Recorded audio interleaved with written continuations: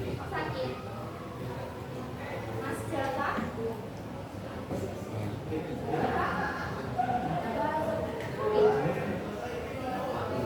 Mas David.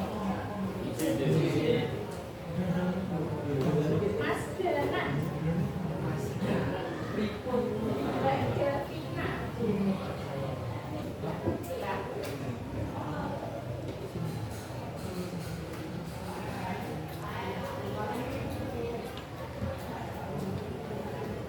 Pada pertemuan sebelumnya kita belajar sedikit tentang perilaku demokratis.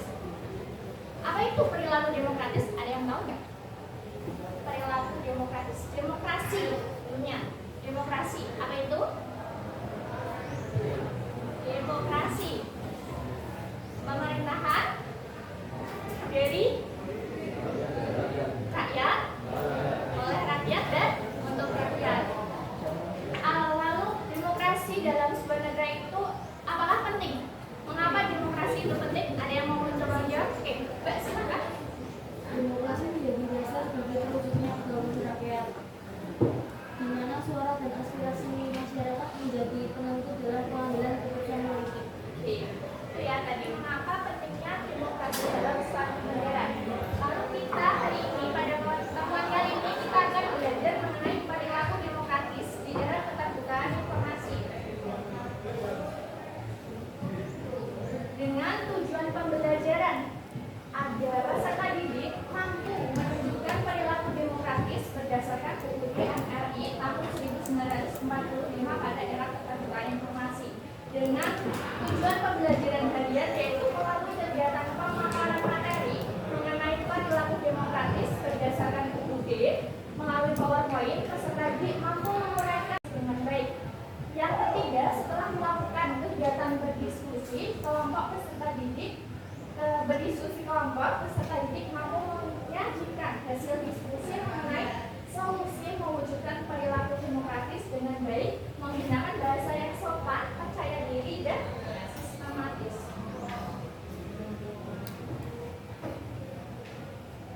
Ada perilaku demokratis. Apa itu perilaku demokratis?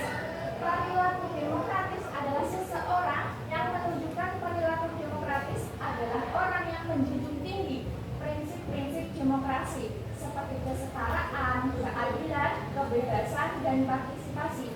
Dalam masyarakat kontemporer, khususnya di era digital, perilaku demokratis semakin penting untuk menjaga kelangsungan dan kemajuan demokrasi.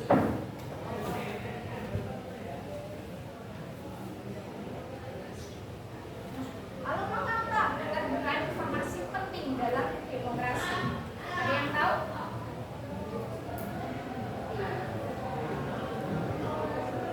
Mengapa? Karena keterbukaan informasi itu penting menunjukkan transparansi.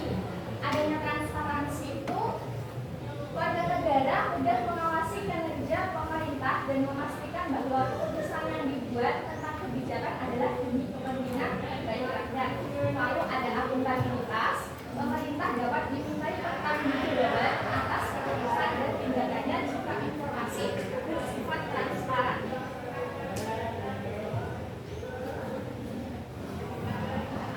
Lalu alasan selanjutnya Ibu boleh minta tolong Mas Bayu. Oh, Bayu Mas.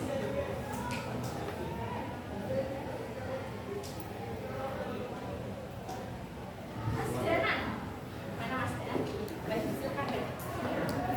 Partisipasi masyarakat, transparansi informasi mendorong partisipasi publik dalam pengambilan keputusan serta penyampaian ide dan kritik, pencegahan korupsi. Transparansi informasi dapat mengurangi korupsi dengan mempersulit perilaku korupsi untuk tidak diketahui. Itu ada alasannya ya mengapa perilaku demokratis itu penting dalam era keterbukaan informasi agar partisipasi masyarakat dan bisa menjadi salah satu pencegahan korupsi. Lalu bagaimana peran media sosial dalam mendorong perilaku demokratis?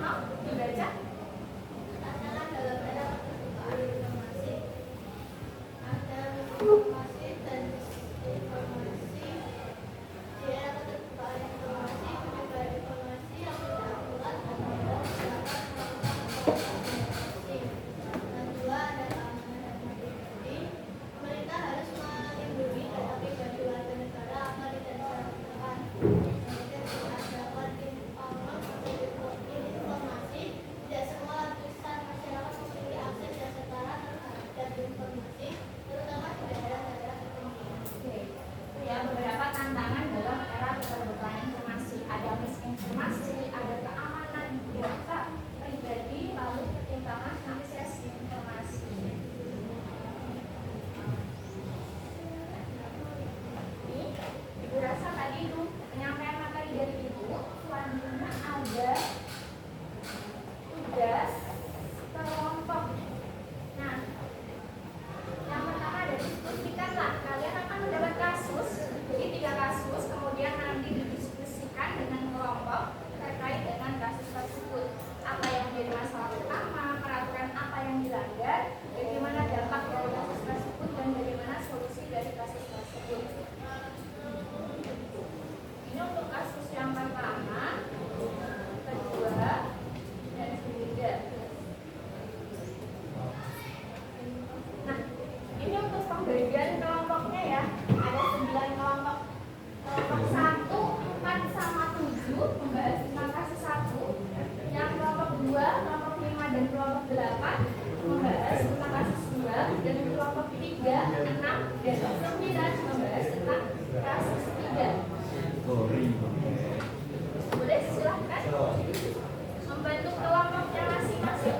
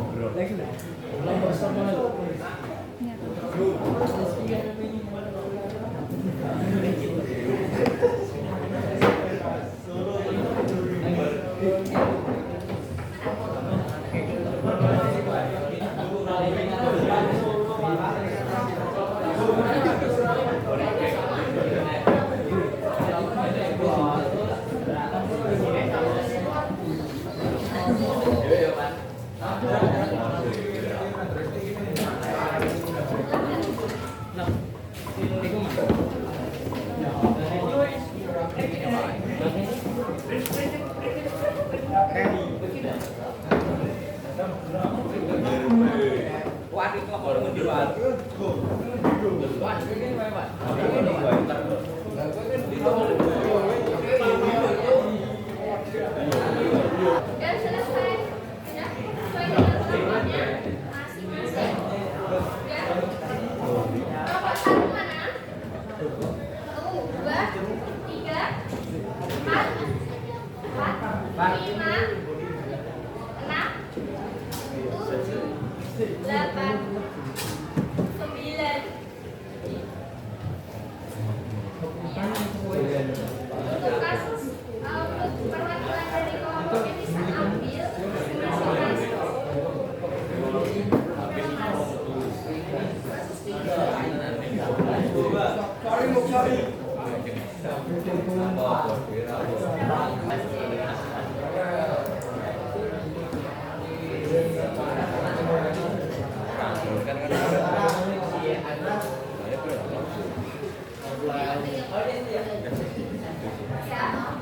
Kalian udah dapat LKPD ya?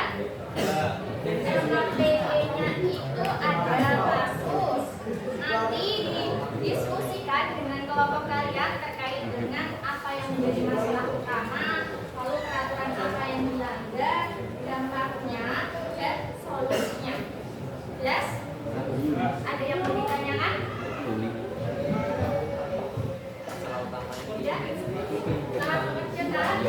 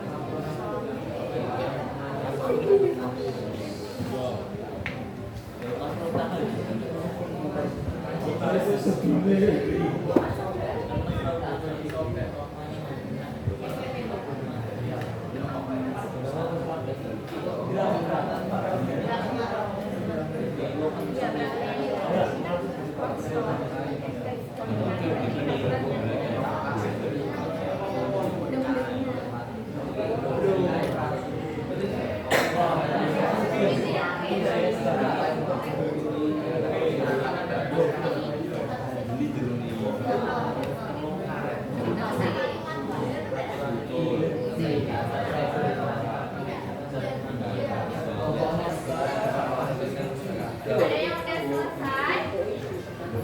Selesai belum? Dan yang udah selesai dari kasus 1 silakan presentasi. Ada nomor 1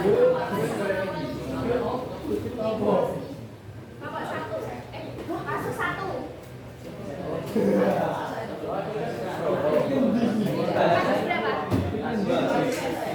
Ya, ini kasus 1 dulu.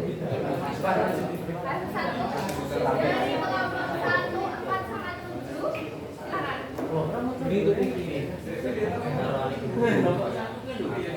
Kasus 1.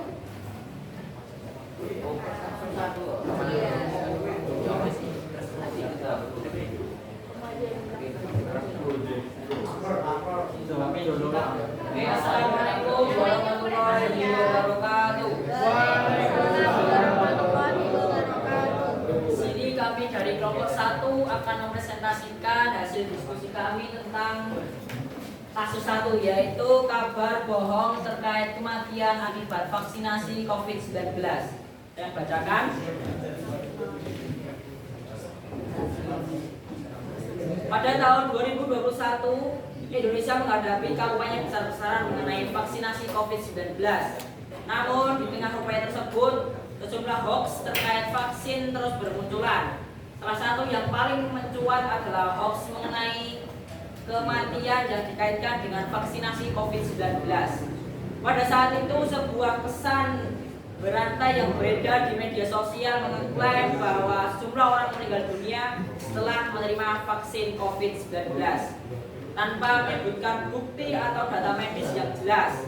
Pesan tersebut disertai narasi yang mengarahkan masyarakat untuk percaya bahwa vaksin COVID-19 berbahaya dan bisa menyebabkan kematian mendadak. Hoax ini sangat meresahkan karena dapat mempengaruhi kepercayaan publik terhadap vaksinasi yang merupakan langkah kunci untuk mengatasi pandemi COVID-19. Berbagai klaim tidak berdasarkan yang tersebar melalui platform media sosial seperti WhatsApp, Facebook, dan Twitter menambahkan ketakutan masyarakat dan memperburuk penolakan terhadap vaksinasi. Jadi kita akan menjawab. Yang pertama adalah apa yang menjadi masalah utama. Yang kedua adalah peraturan apa yang dilanggar. Yang ketiga adalah bagaimana dampak dari kasus tersebut. Dan yang keempat adalah lalu bagaimana solusinya.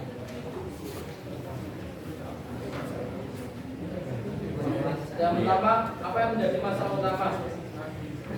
Yang pertama adalah kabar bohong kematian akibat setelah vaksinasi COVID-19 yang mengakibatkan masyarakat takut dan enggan untuk mengikuti vaksin. Dan yang kedua, peraturan apa yang dilanggar? Peraturan yang dilanggar adalah pelanggaran UU ITE pasal 28 ayat 1, yaitu tentang berita bohong. Bagaimana dampak dari kasus tersebut mengakibatkan masyarakat bukan vaksinasi COVID-19 pada vaksin pengetahuannya sejumlah orang menanggar. Lalu bagaimana solusinya? Membedakan dengan baik informasi secara bijak dan mencari sumber yang terpercaya, dan pemerintah gunakan untuk mengedukasi para masyarakat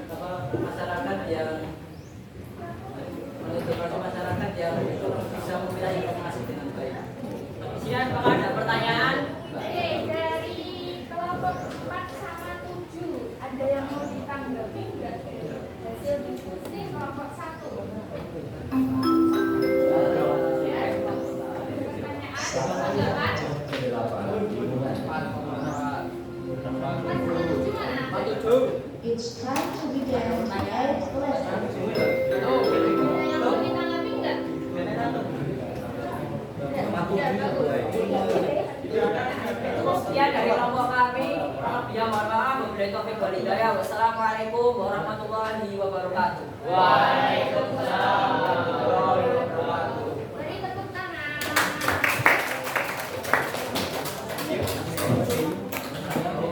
Kasus 2.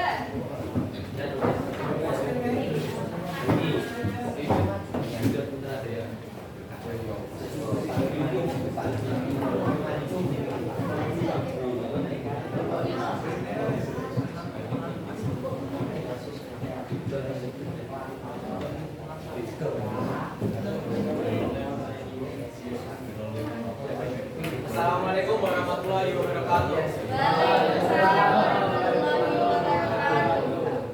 Hari ini kami dari kelompok 5 akan mempresentasikan hasil diskusi kami mengenai kasus 2. Kasus 2 yaitu hate speech terhadap pemerintah di media sosial. Pada tahun 2020 di Indonesia, sebuah kontroversi besar muncul terkait dengan kebebasan berpendapat di media sosial. Seorang individu mengunggah sebuah konten di Twitter yang berisi sindiran keras dan kata-kata yang sangat menghina pemerintah Indonesia terkait penanganan pandemi COVID-19. Dalam unggahannya, individu tersebut menggunakan kata-kata yang kasar dan menyerang tokoh-tokoh pemerintah secara pribadi. Meskipun tujuan dari unggahan tersebut mungkin untuk mengkritik kebijakan pemerintah, bahasa yang digunakan sangat provokatif dan memicu perdebatan serta komentar negatif yang mengarah pada kebencian.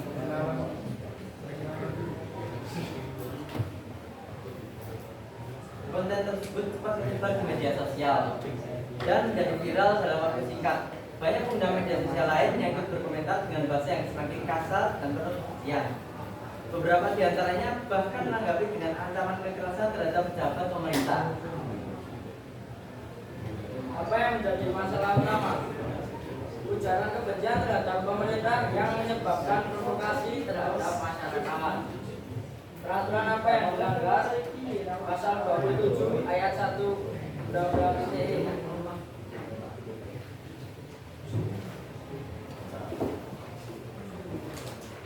Bagaimana dampak dari kasus tersebut? Masyarakat terprovokasi sehingga banyak masyarakat pengguna media sosial lain yang ikut berkomentar dengan bahasa yang semakin kasar dan penuh kebencian. Lalu bagaimana solusinya? Memberikan edukasi terhadap masyarakat tentang tata cara memberikan kritik yang membangun. Dari hasil diskusi kami yang kami presentasikan, apakah ada tanggapan teman-teman? Untuk yang membahas tentang kasus 2, kelompok 2 sama kelompok 8, ada yang mau ditanyakan? 2? Ya, tidak ada. Jika tidak ada, sekian dari kami. Assalamualaikum warahmatullahi wabarakatuh. Waalaikumsalam warahmatullahi wabarakatuh. Beri tepuk tangan.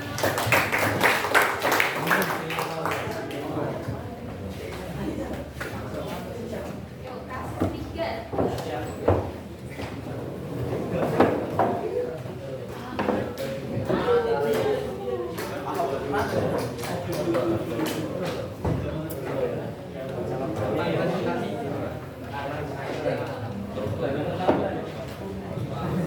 Assalamualaikum warahmatullahi wabarakatuh. Waalaikumsalam warahmatullahi wabarakatuh.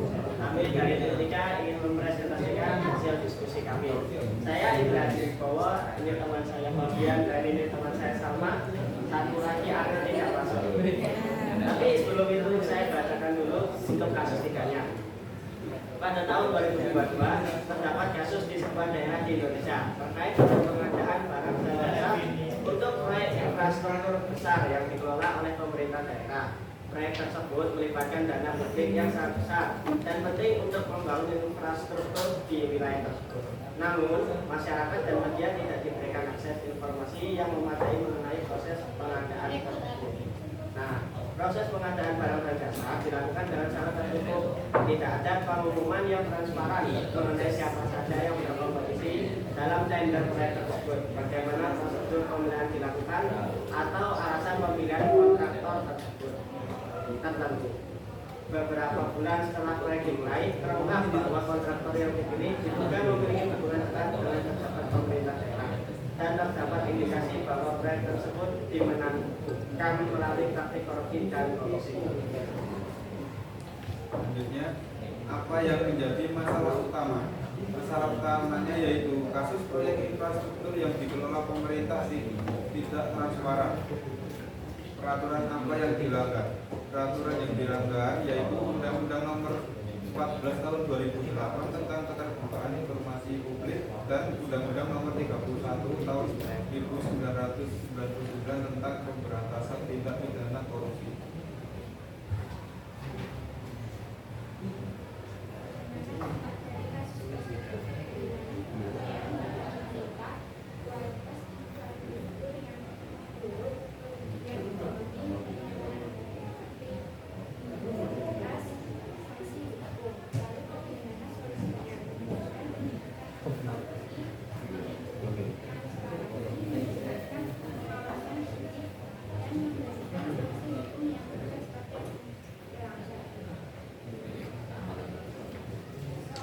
Oke, baik. Apakah dari presentasi kelompok kami yang ada yang ditanyakan? Ada yang mau ditanyakan? Dari kelompok 6 sama 9. 9.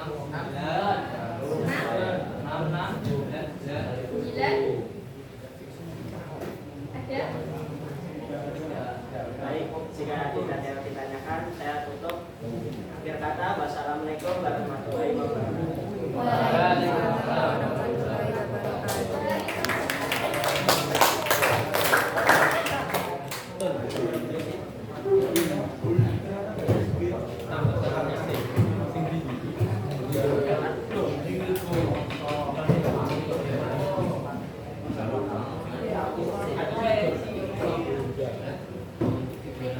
Tadi ya, kalian sudah berhasil mendiskusikan dan mempresentasikan hasil diskusi kelompok kalian terkait dengan kasus 1, kasus 2, dan kasus 3. Dari kasus tersebut ada yang mau ditanyakan enggak? Tidak ada. Ya, sudah jelas ya.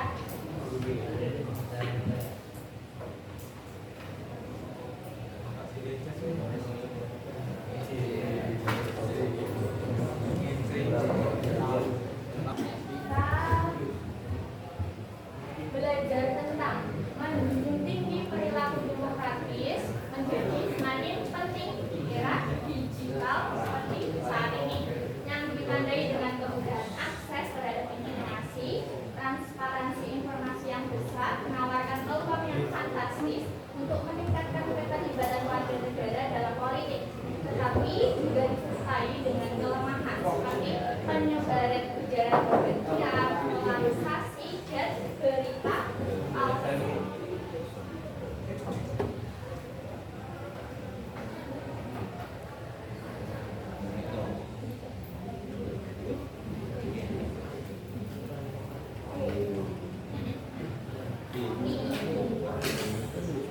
Dari masing-masing kelompok ya, nanti masuk ke Mentimeter. Kita bakal bermain terkait dengan soal, terkait dengan materi yang sudah dipelajari tadi.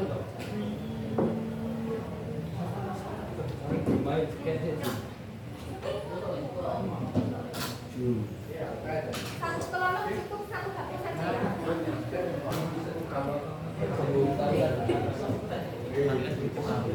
Masukkan nama Anda. Sesuai kelompok ya. Ya.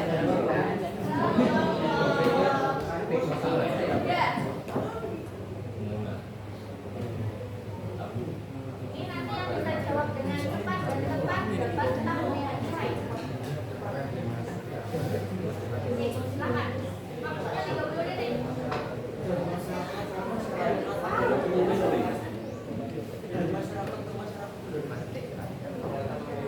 Jadi,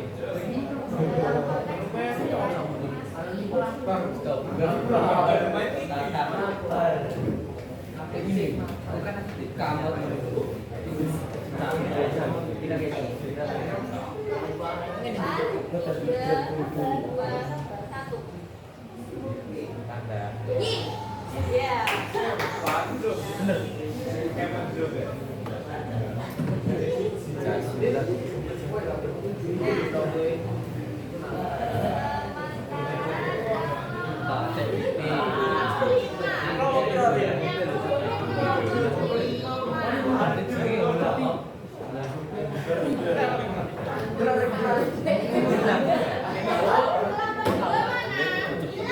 Iya, kamu kan ini Kelompok 3 yang nomor 3.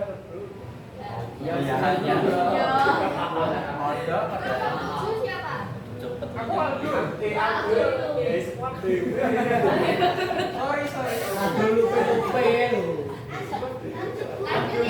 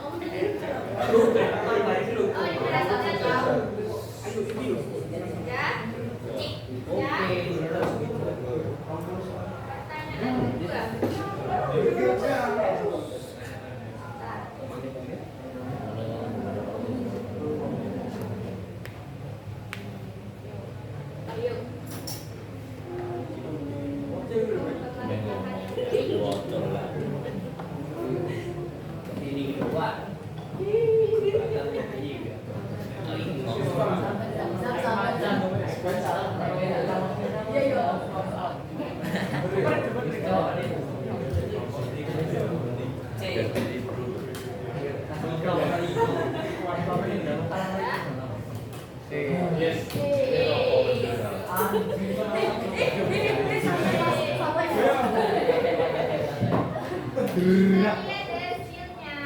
Siapa yang menjadi tercepat?